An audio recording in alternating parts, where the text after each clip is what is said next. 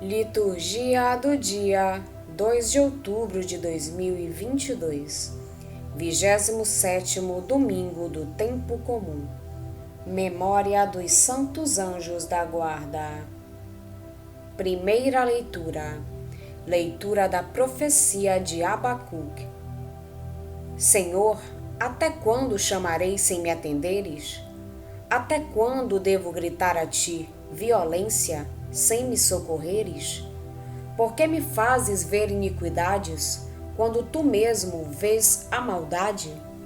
Destruições e prepotência estão à minha frente. Reina a discussão, surge a discórdia. Respondeu-me o Senhor, dizendo: escreve esta visão, estende seus dizeres sobre tábuas, para que possa ser lida com facilidade. A visão refere-se a um prazo definido, mas tende para um desfecho e não falhará. Se demorar, espera, pois ela virá com certeza e não tardará. Quem não é correto vai morrer, mas o justo viverá por sua fé. Palavra do Senhor. Graças a Deus. Salmo responsorial é o de número 94. Não fecheis o coração, ouvi vosso Deus. Ouvi vosso Deus. Ouvi vosso Deus. Vinde, exultemos de alegria no Senhor. Aclamemos o rochedo que nos salva. Ao seu encontro caminhemos com louvores e com cantos de alegria o celebremos. Não fecheis o coração, ouvi vosso Deus. Ouvi vosso Deus. Ouvi vosso Deus. Vinde, adoremos e prostremo-nos por terra e ajoelhemos ante o Deus que nos criou, porque Ele é o nosso Deus, nosso pastor, e nós somos o seu povo e seu rebanho, as ovelhas que conduz com sua mão. Não fecheis o coração, ouvi vosso Deus. Ouvi vosso Deus. Ouvi vosso Deus. Oxalá ouvisseis hoje a sua voz.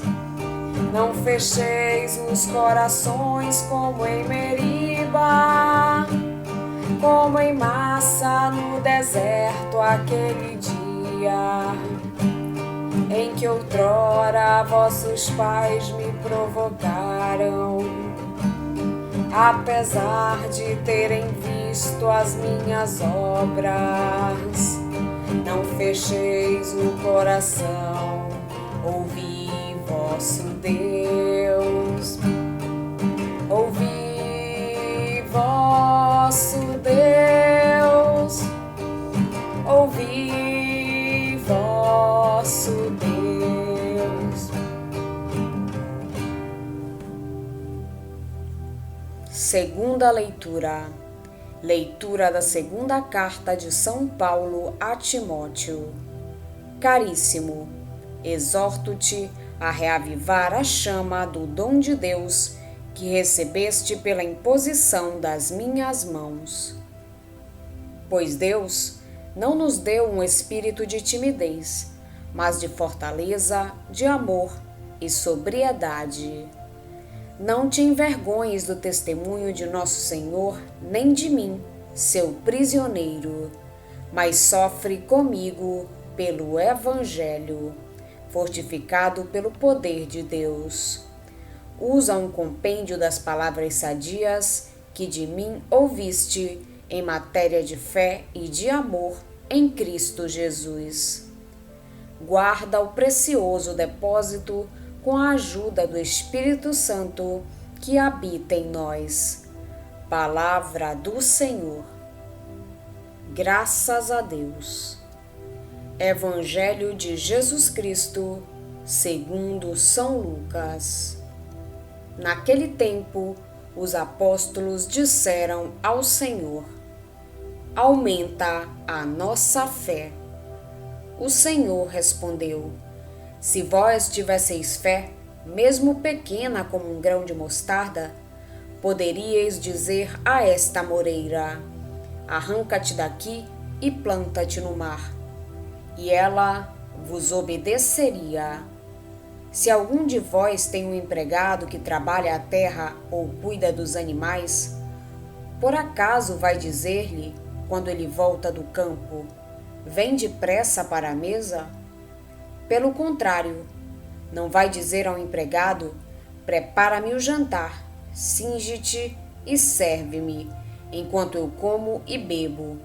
Depois disso, tu poderás comer e beber? Será que vai agradecer ao empregado porque fez o que lhe havia mandado? Assim também vós, quando tiverdes feito tudo o que vos mandaram, dizei: somos servos inúteis, fizemos o que devíamos fazer. Palavra da salvação. Glória a vós, Senhor. Na palavra de Deus que hoje nos é proposta, cruzam-se vários temas: a fé, a salvação, a radicalidade do caminho do reino, mas sobressai a reflexão sobre a atitude correta que o homem deve assumir face a Deus. As leituras convidam-nos a reconhecer com humildade a nossa pequenez e finitude, a comprometer-nos com o reino sem cálculos nem exigências e a acolher com gratidão os dons de Deus e a entregar-nos confiantes nas suas mãos. Na primeira leitura, o profeta Abacuque interpela a Deus, convoca-o para intervir no mundo e para pôr fim à violência, à injustiça, ao pecado. Deus, em resposta, confirma a sua intenção em atuar no mundo, no sentido de destruir a morte e a opressão, mas dá a entender que só o fará quando for o momento oportuno, de acordo com o seu projeto. Ao homem resta confiar e esperar pacientemente o tempo de Deus. O Evangelho convida os discípulos a aderirem com coragem e radicalidade a esse projeto de vida que em Jesus Deus veio oferecer ao homem. A essa adesão chama-se fé, e dela depende a instauração do reino no mundo. Os discípulos comprometidos com a construção do reino devem, no entanto, ter consciência de que não agem por si próprios. Eles são apenas instrumentos através dos quais Deus realiza a salvação. Resta-lhes cumprir o seu papel com humildade e gratuidade, como servos que apenas fizeram o que deviam fazer. A segunda leitura convida os discípulos a renovar cada dia o seu compromisso com Jesus Cristo e com o reino. De forma especial, o autor exorta os animadores cristãos a que conduzam com fortaleza, com equilíbrio e com amor as comunidades que lhe foram confiadas e a que defendam sempre a verdade do Evangelho.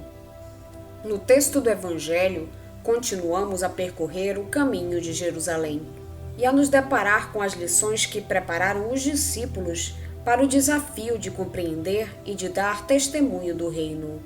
Desta vez, o nosso texto junta um dito de Jesus sobre a fé e uma parábola que convida à humildade.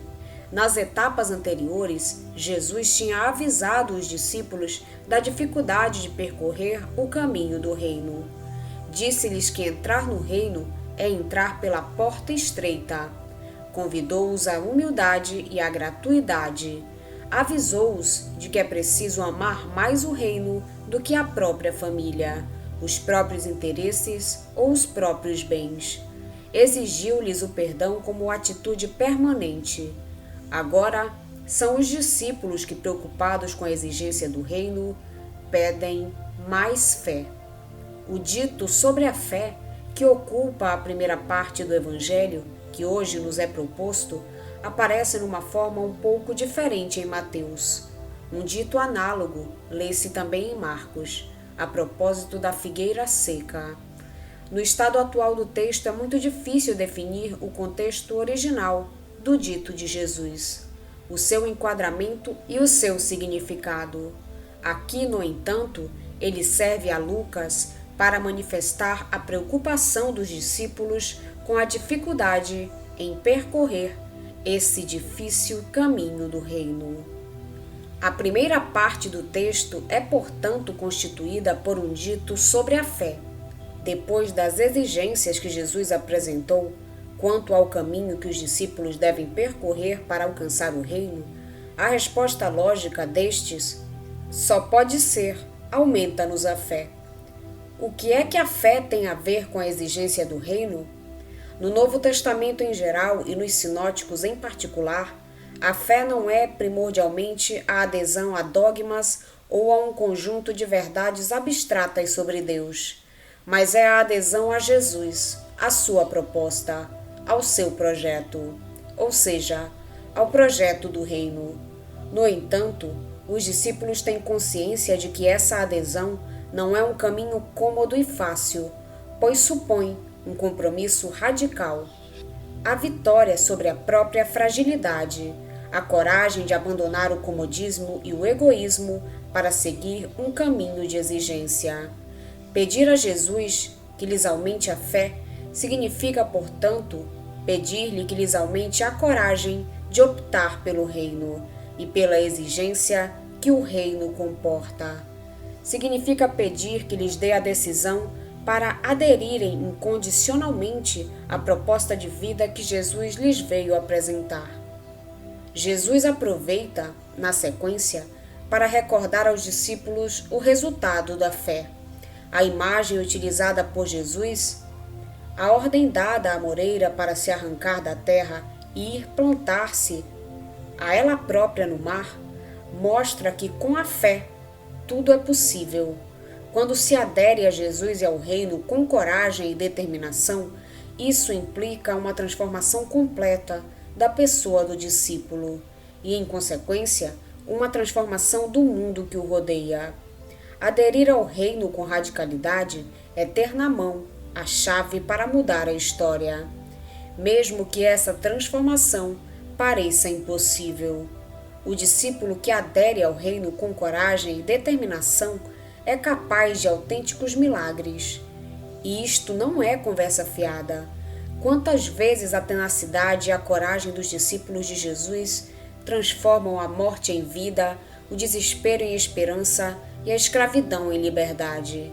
Na segunda parte do nosso texto, Lucas descreve a atitude que o homem deve assumir diante de Deus. Os fariseus estavam convencidos de que bastava cumprir os mandamentos da Torá para alcançar a salvação. Se o homem cumprisse as regras, Deus não teria outro remédio senão salvá-lo. A salvação dependia, de acordo com essa perspectiva, dos méritos do homem. Deus seria, assim, apenas um contabilista, empenhado em fazer contas para ver se o homem tinha ou não direito à salvação. Jesus coloca as coisas numa dimensão diferente. A atitude do discípulo, desse discípulo que adere a Jesus e ao reino, que faz as obras do reino e que constrói o reino, frente a Deus, não deve ser a atitude de quem sente que fez tudo muito bem feito e que por isso Deus lhe deve algo. Mas deve ser a atitude de quem cumpre o seu papel com humildade, sentindo-se um servo que apenas fez o que lhe competia. O que Jesus nos pede no Evangelho de hoje é que percorramos com coragem e empenho o caminho do reino. Quando o discípulo aceita percorrer esse caminho, é capaz de operar coisas espantosas, milagres que transformam o mundo.